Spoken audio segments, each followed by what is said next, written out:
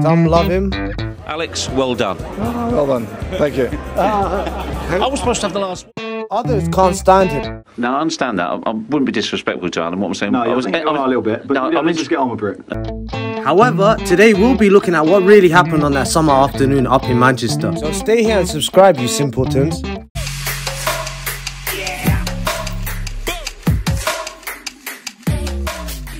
The Professor, the man who made me fall in love with the beautiful game. There's no denying that Arsenal's greatest manager, Arsene Wenger, a visionary, a man who not only transformed a football club but also modernised the game. That itself was far from an easy journey, and his patience was constantly tested along the way by fans, opposing managers and the media.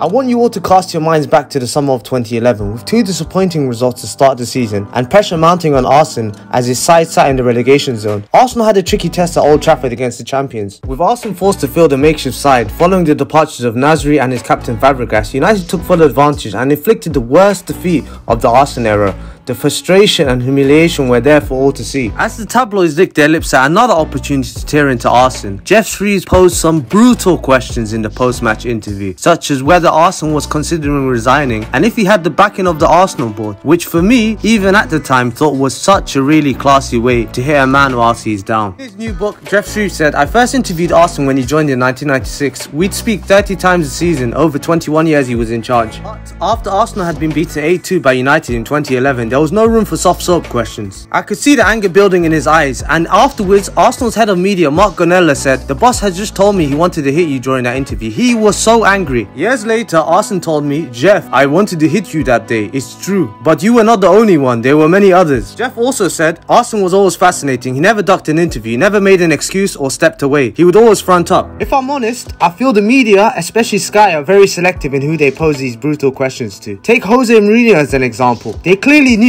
if they posed these sort of questions to him, he'd probably walk out or refuse to do a post-match interview. All this proves to me is, Arsene, despite all the criticism he received, remained professional and for me was a gentleman. On and off the screen, he's no different. That's after having the opportunity to meet him a few years back. Anyways, let me know what you all think of this fiasco in the comments down below. Also, hit the like and subscribe button so we can bring you some more content, and I hope you all have a fantastic day. But ciao to you all.